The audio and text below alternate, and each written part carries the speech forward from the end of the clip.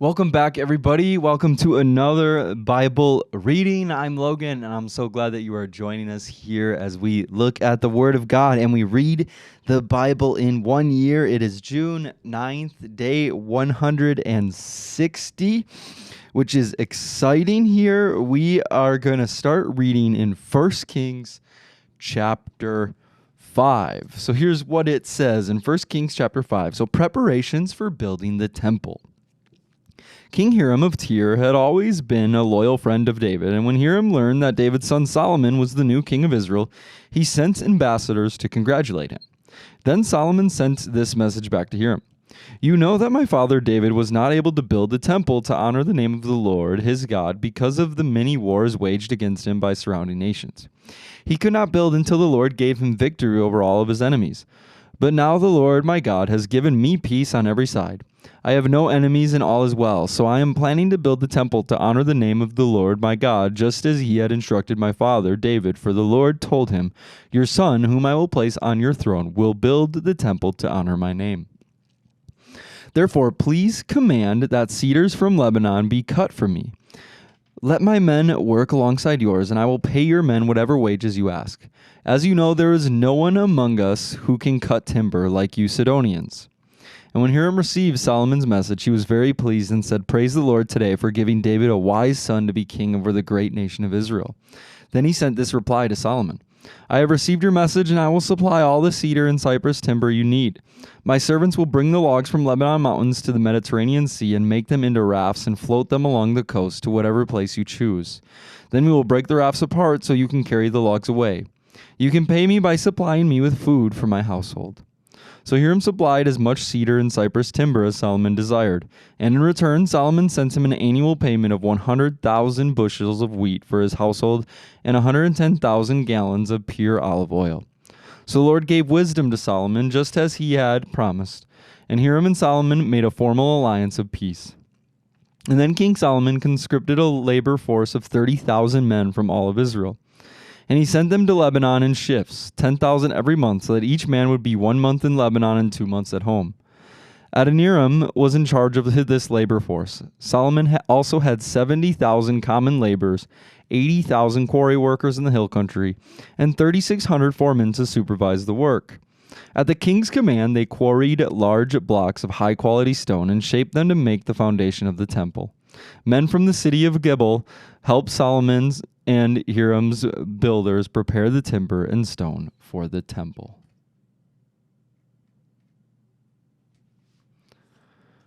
Chapter 6. Solomon builds the temple. It was in mid-spring in the month of Ziv, during the 4th year of Solomon's reign, that he began to construct the temple of the Lord. This was 480 years after the people of Israel were rescued from their slavery in the land of Egypt. The temple that King Solomon built for the Lord was 90 feet long, 30 feet wide, and 45 feet high. The entry room at the front of the temple was 30 feet wide, running across the entire width of the temple. It projected outward 15 feet from the front of the temple. Solomon also made narrow recessed windows throughout the temple. He built a complex of rooms against the outer walls of the temple all the way around the sides and rear of the building. The complex was 3 stories high, and the bottom floor being 7.5 feet wide, the second floor 9 feet wide, and the top floor 10.5 feet wide. The rooms were connected to the walls of the temple by beams resting on ledges built out from the wall so that the beams were not inserted into the walls themselves. The stones used in the construction of the temple were finished at the quarry, so there was no sound of hammer, axe, or any other iron tool at the building site. The entrance to the bottom floor was on the south side of the temple. There were winding stairs going up to the second floor and another flight of stairs between the second and third floors. After completing the temple structure, Solomon put in a ceiling made of cedar beams and planks. As already stated, he built a complex of rooms along the sides of the building attached to the temple walls by cedar timbers. Each story of the complex was 7.5 feet high. And then the Lord gave this message to Solomon, concerning this temple you are building. If you keep all my decrees and regulations and obey all of my commands, I will fulfill through you the promise I made to your father David. I will live among the Israelites, and I will never abandon my people Israel. The temple's interior. So Solomon finished building the temple. The entire inside from floor to ceiling was paneled with wood. He paneled the walls and ceilings with cedar, and he used planks of cypress for the floors. He partitioned off an inner sanctuary, the most holy place, at the far end of the temple. It was 30 feet deep and was paneled with cedar from floor to ceiling. The main room of the temple outside the most holy place was 60 feet long. Cedar paneling completely covered the stone walls throughout the temple, and the paneling was decorated with carvings of gourds and open flowers. He prepared the inner sanctuary at the far end of the temple where the Ark of the Lord's covenant would be placed. This inner sanctuary was 30 feet long, 30 feet wide, and 30 feet high. He overlaid the inside with solid gold, and he also overlaid the altar made of cedar. Then Solomon overlaid the rest of the temple interior with solid gold, and he made it gold chains to protect the entrance of the most holy place. So he finished overlaying the entire temple with gold, including the altar that belongs to the most holy place. He made 2 cherubim of wild olive wood, each 15 feet tall, and placed them in the inner sanctuary. The wingspan of each of the cherubim was 15 feet, each wing being 7.5 feet long. The 2 cherubim were identical in shape and size. Each was 15 feet tall. He placed them side by side in the inner sanctuary of the temple. Their outspread wings reached from the wall to wall, while their inner wings touched at the center of the room. He overlaid the 2 cherubim with gold. He decorated all of the walls of the inner sanctuary and the main room with carvings of cherubim, palm trees, and open flowers. He overlaid the floor in both rooms with gold. For the entrance of the inner sanctuary, he made double doors of wild olive wood with 5-sided doorposts. These double doors were decorated with carvings of cherubim, palm trees, and open flowers. The doors, including the decorations of cherubim and palm trees, were overlaid with gold. Then he made 4-sided doorposts of wild olive wood for the entrance to the temple. There were 2 folding doors of cypress wood, and each door was hinged to fold back upon itself. These doors were decorated with carvings of cherubim, palm trees, and open flowers, all overlaid evenly with gold. The walls of the inner courtyard were built so that there was 1 layer of cedar beams between every 3 layers of finished stone. The foundation of the Lord's temple was laid in the mid-spring in the month of Ziv, during the 4th year of Solomon's reign. The entire building was completed in every detail by mid-autumn in the month of Bul, during the 11th year of his reign. So it took 7 years to build the temple. All right, that is the temple. An amazing accomplishment for Solomon, an amazing accomplishment for the people of God.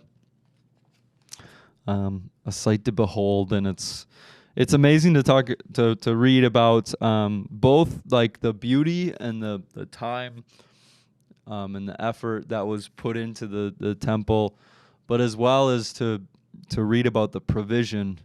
The peace that the Lord has given Solomon brought forth this alliance that brought forth all of this the cedar and just the way that the Lord moves and the way that the Lord provided in the same way that he provided for the Ark of the Covenant and everything that Moses built. The Lord provides when we seek him, and that's a beautiful thing. All right, we are going to jump to Acts chapter 7, verses 1 through 29. Acts chapter 7. It says, Stephen addressed the council. Then the high priest asked Stephen, "Are these accusations true?"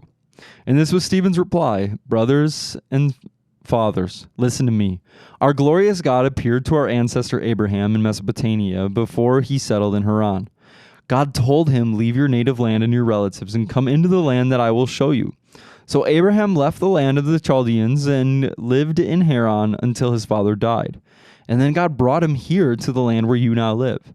But God gave him no inheritance here, not even 1 square foot of land. God did promise, however, that eventually the whole land would belong to Abraham and his descendants, even though he had no children yet. God also told him that his descendants would live in a foreign land where they would be oppressed as slaves for 400 years. But I will punish the nation that enslaves them, God said, and in the end they will come out and worship me here in this place. God also gave Abraham the covenant of circumcision at that time, so that when Abraham became the father of Isaac, he circumcised him on the 8th day, and the practice was continued when Isaac became the father of Jacob, and when Jacob became the father of the 12 patriarchs of the Israelite nation. These patriarchs were jealous of their brother Joseph, and they sold him to be a slave in Egypt. But God was with him and rescued him from all of his troubles, and God gave him favor before Pharaoh, king of Egypt. God also gave Joseph unusual wisdom, so that Pharaoh appointed him governor over all of Egypt and put him in charge of his palace. But a famine came upon Egypt and Canaan. There was great misery, and our ancestors ran out of food. And Jacob heard that there was still grain in Egypt, so he sent his sons, our ancestors, to buy some. The second time they went, Joseph revealed his identity to his brothers, and they were introduced to Pharaoh. And then Joseph sent for his father Jacob, and all of his relatives came to Egypt, 75 persons in all. So Jacob went to Egypt, and he died there as our ancestors. Their bodies were taken to Shechem and buried in the tomb of Abraham, and bought for a certain price from Hamor's sons in Shechem. As the time drew near when God would fulfill his promise to Abraham, the number of our people in Egypt greatly increased. But then a new king came to the throne of Egypt, who knew nothing about Joseph. And this king exploited our people and oppressed them, forcing parents to abandon their newborn babies so that they would die. And in that time Moses was born, a beautiful child in God's eyes. His parents cared for him at home for 3 months, and when they had to abandon him, Pharaoh's daughter adopted him and raised him as her own son. Moses was taught all the wisdom of the Egyptians, and he was powerful in both speech and action. One day, when Moses was 40 years old, he decided to visit his relatives, the people of Israel. He saw an Egyptian mistreating an Israelite, so Moses came to the man's defense and avenged him, killing the Egyptian. Moses assumed his fellow Israelites would realize that God had sent him to rescue them, but they didn't. The next day, he visited them again and saw 2 men of Israel fighting, and he tried to be a peacemaker. Men, he said, "You are brothers. Why are you fighting against each other?" But the man in the wrong pushed Moses aside. "Who made you the ruler and judge over us?" he asked. "Are you going to kill me as you killed the Egyptian yesterday?" And when Moses heard that, he fled the country and lived as a foreigner in the land of Midian. There his 2 sons were born. So that's where we're going to pause in 7, verse 29. But we see this in Scripture a lot, especially in the early church, when Stephen and others are addressed before the high council. They're addressed before certain government entities and the high priests and things. What they do is they go back and they go through what the truth of what happened. They go through the provision of the Lord, and I think it's a great testimony to bring people back to see the provision and the goodness and the way that the Lord has provided for them, and the way that they believe these stories. So if they can believe those stories, they can believe in Jesus. And I think it's a similar thing. There's a similar principle for us if we're sharing our faith. When we begin to share the stories of how the Lord has provided for us, or how the Lord has provided for our church, or whatever it is, it brings people into a position to want to pursue that and want to see the Lord provide for them. All right, we are in Psalm 127. Psalm 127. So we're going to continue in the song for pilgrims ascending to Jerusalem, a Psalm of Solomon this is. Psalm 127, it says, "Unless the Lord builds a house, the work of the builders is wasted. Unless the Lord protects a city, guarding it with sentries will do no good. It is useless for you to work so hard from early morning until late at night, anxiously working for food to eat, for God gives rest to his loved ones. Children are a gift from the Lord, and they are a reward from him.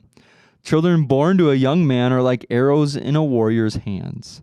How joyful is the man whose quiver is full of them. He will not be put to shame when he confronts his accusers at the city gates." All right, and then we jump to Proverbs 16, verses 28 through 30. It says, "A troublemaker plants seeds of strife. Gossip separates the best of friends. Violent people mislead their companions, leading them down a harmful path. With narrowed eyes, people blot out evil. With a smirk, they plan their mischief." All right, that is our Bible reading for today. Our quote of the day from Oswald Chambers is this: "Then what's next to do?" We will never receive if we ask with a certain result in mind, because we are asking out of our lust, not out of our poverty. A pauper doesn't ask out of any reason other than the completely hopeless and painful condition of his poverty. Blessed are the paupers in spirit. See Matthew 5:3. And then Luke 11:10 says, everyone who asks receives.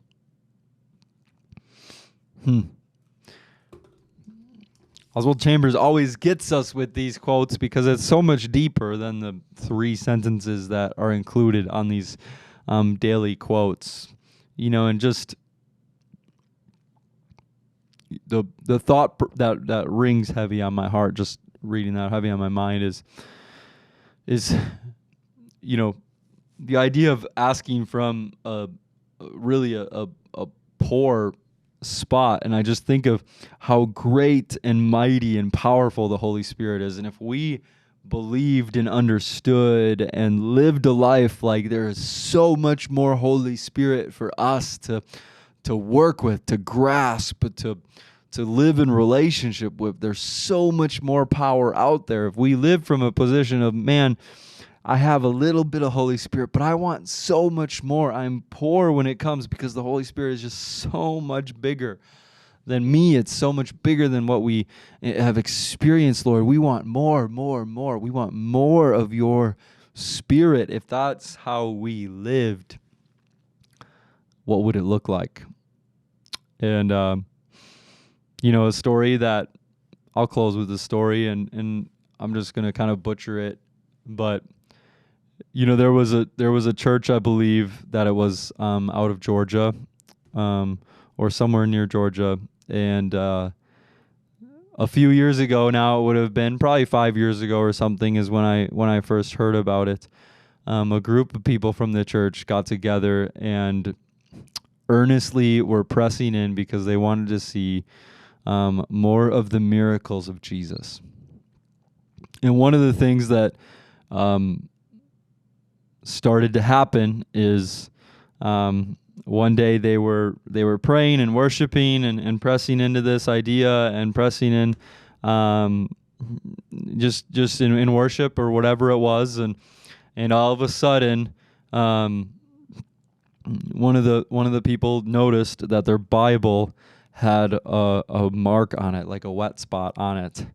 And at first they thought that their Bible had gotten wet in some sort of a way, but it began to bleed, and the Bible just continued to bleed and bleed and bleed more and more and more, and all of a sudden it kept bleeding until it was running out of the Bible, and all of a sudden it kept bleeding until it was filling up containers and containers and containers, and they had this substance that was coming out of the Bible tested, and it ended up being this immaculately pure oil that's not even found here on earth in any sort of a way. And it's this oil that is a heavenly oil that was given, and it's a gift, and they've seen anointings with this oil that have led to healings and more and more and more stuff. And so what would happen if we begin to ask more?